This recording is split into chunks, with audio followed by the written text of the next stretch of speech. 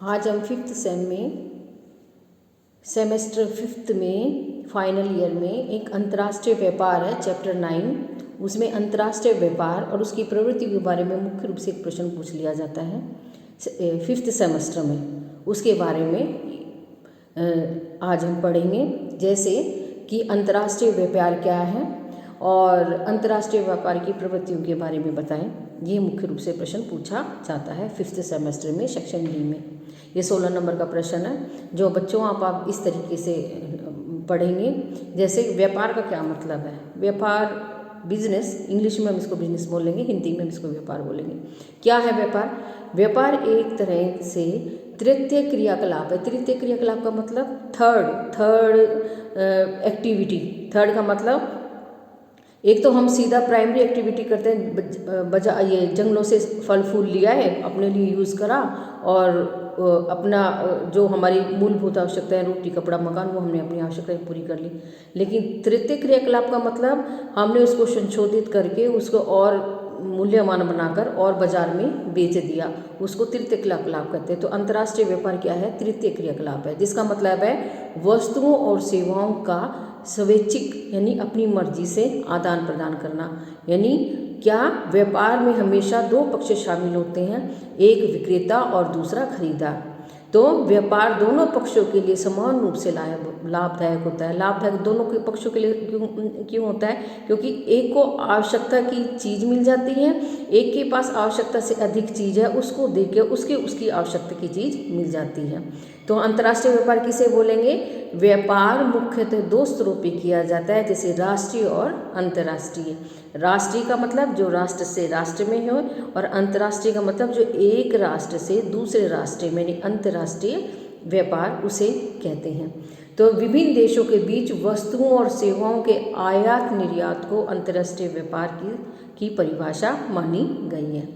तो कोई भी देश पूर्ण रूप से आत्मनिर्भर नहीं है और नहीं हो सकता है, क्योंकि भौगोलिक रूप से हर संसाधन के रूप में प्रत्येक देश के पास अलग अलग संसाधन हैं, अलग अलग वस्तुएं हैं। कहीं पे जलवायु अच्छी है तो कहीं पे उपजाऊ मिट्टी बहुत अच्छी है, तो कहीं पे जल है, तो कहीं पे बर्फ़ अधिक पड़ती है, तो कहीं पे गर्मी अधिक पड़ती है। तो इस संसाधन के अनुसार प्रत्येक अलग अलग देशों में किसी मात्रा में कुछ संसाधन अधिक है तो किसी देश में कुछ संसाधन। तो जो आवश्यकता की कमी हो उस आवश्यकता को पूर्ति के लिए एक देश निर्यात और आयात के द्वारा अंतर्राष्ट्रीय व्यापार करता है। तो अतः प्रत्येक देश में कुछ वस्तुएं उसकी ज़रूरत से ज़्यादा होती हैं और अन्य कुछ वस्तुएं ज़रूरत से कम होती हैं। और जब किसी देश की मनचाही वस्तु अपने देश में नहीं मिलती तो वह अन्य देशों से उन्हें प्राप्त कर लेता है और बदले में अपने यहाँ की अधिशेष जो ज़्यादा वस्तु है उसको देकर अपनी मनचाही या अपनी आवश्यकता की वस्तु ले लेता है। तो यहीं से अंतर्राष्ट्रीय व्यापार की शुरुआत हो जाती है। तो अंतर्राष्ट्रीय व्यापार का क्या महत्व है? किसी भी देश की उन्नति काफ़ी हद तक उस देश की व्यापार पर निर्भर करती है। यानी जो अगर वह देश उतना ही उन्नत माना जाएगा जिस देश में अंतर्राष्ट्रीय व्यापार अधिक से अधिक होगा। इसलिए हम अंतर्राष्ट्रीय व्यापार को किसी भी देश के आर्थिक विकास का बैरोमीटर कहा जाता है। पूछ लिया जाता है कि आर्थिक विकास का बैरोमीटर क्या है? आर्थिक विकास का बैरोमीटर है अंतर्राष्ट्रीय व्यापार। अंतर्राष्ट्रीय व्यापार के लिए कच्चे माल के स्रोत और नए नए बाजारों की तलाश में अनेक जल व स्थल मार्गों का आविष्कार हुआ और इसमें अनेक व्यापारिक नगर बंदरगाहों का विकास हुआ। इसके अलावा साम्राज्यवादी ताकतों व्यापारिक मनोवृत्तियों के कारण उपनिवेश स्थापित हुए। व्यापार के लिए विभिन्न सांस्कृतिक संबंधों के बीच करीबी आने से उनकी भाषाएं, उनकी कलाएं, उनके विचार, उनका दर्शन, उनकी तकनीक, एक सभ्यता दूसरे जो देश की सभ्यता है इस बहाने से एक दूसरे के समीप आई और अंतर्राष्ट्रीय व्यापार फलने फूलने लगा। इसके अलावा व्यापार के कारण विभिन्न क्षेत्रों से अपरंपरागत फसलें भी जो हैं उगाई जाने लगी। जैसे चाय पहले हमारे देश भारतवर्ष में इतनी अधिक नहीं होती थी, लेकिन दूसरे देशों से आके चाय का पौधा उगाया गया और चाय का अंतर्राष्ट्रीय व्यापार फलने फूलने लगा। इसके अलावा क्या है? तंबाकू, आलू, टमाटर की फसलें शीतोष्ण कटिबंध से लाकर क्या हुआ? कहाँ से लाकर शीतोष्ण मिश्रलग भारत जैसे उष्णकटिबंधीय देश में भी बोनी जाने लगी। नकदी फसलों की खेती और खेती का विशिष्टीकरण अंतर्राष्ट्रीय व्यापार की ही देन है। और अमेरिका से गेहूं का आयात के साथ तिलचट्टा और ये कांग्रेस घास भारत में आके फैल गए। तो ये कांग्रेस घासें जो है वो सबसे ज़्यादा भारत में विदेशों से जो आई है, ये विदेशों से आई है।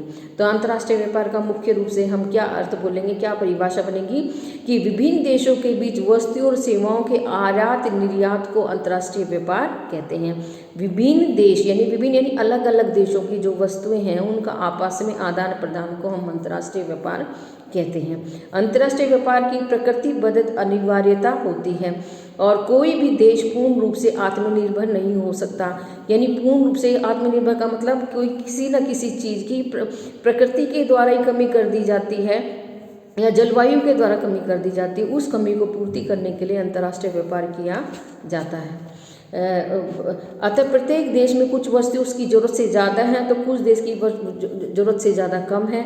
अतः किसी देश की मनचाही वस्तु अपने देश में नहीं मिलती तो अन्य देशों से वह प्राप्त कर लेता है और बदले में अपने जो अधिक वस्तु है उस देश को दे देता है। इस तरीके से अंतर्राष्ट्रीय व्यापार होता है।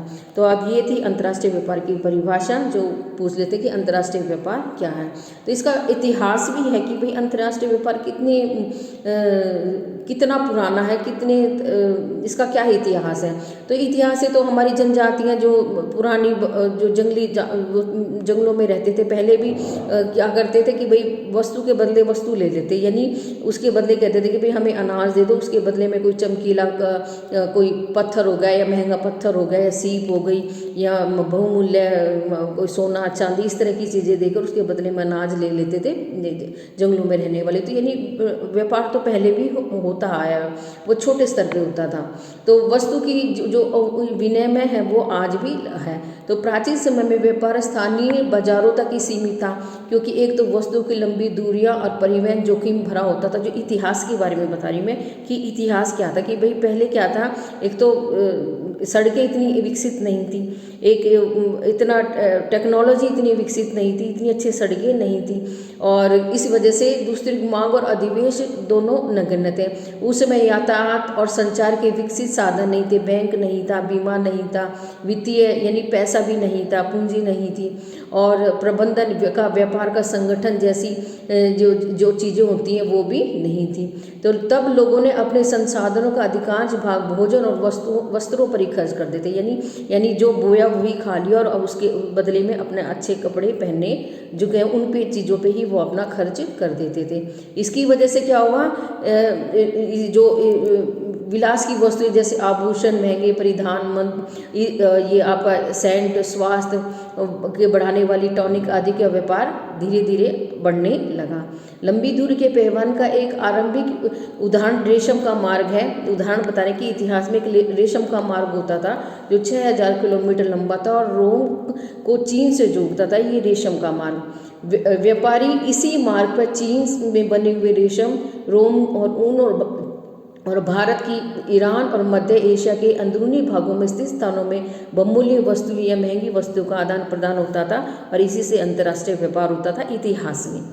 इसके अलावा रोमन साम्राज्य के टूट के जाने के बाद 12वीं और 13वीं शताब्दी के दौरान यूरोपीय वाणिज्य में वृद्धि हुई, समुद्रगामी युद्धपोतों का विकास हुआ और यूरोप और एशिया में बीच व्यापार बढ़ा और अमेरिका की खोज हुई, और 13वीं शताब्दी में यूरोपीय उपनिवेश शुरू हुआ और विदेश वस्तु को व्यापार के साथ साथ व्यापार के नए स्वरूप का उदय हुआ जिसके को दास व्यापार कहा जाता था। इस दौर में क्या होता था, पुर्तगालियों, स्पेनिश, डच और अंग्रेजों ने अफ्रीका के आदिवासियों को पकड़ा और उनकी खोज के अमेरिका में स्थित अपने बागानों में मजदूरी रख लेने के लिए उनको खरीदा और मजदूर बनाकर अपने देशों में उनको रखा, और उनके और करीब 200 से ज़्यादा वर्षों तक दास व्यापार का विश्व क्या रहा, वो रहा, ये व्यापार बना रहा दास प्रथा का।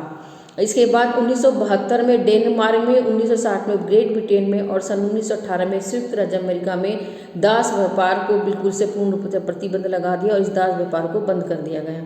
इंग्लैंड में उपजी औद्योगिक क्रांति के बाद कच्चे माल जैसे ऊन, कपास, खनिज, मांस इत्यादि की मांग बढ़ी और विनिर्मित वस्तु की तुलना में इसका मौलिक मूल्य जो पैसा था उसका जो मूल्य था वो कम हुआ। औद्योगिकरण से कच्चे माल के रूप में प्राथमिक उत्पादों का आयात होने लगा और विनिर्मित वस्तुओं को अनौद्योगिक राष्ट्रों के पास वापस भेजने निर्यात किया जाने लगा। तो ये था इसका अंतर्राष्ट्रीय व्यापार का इतिहास। प्रवृत्तियों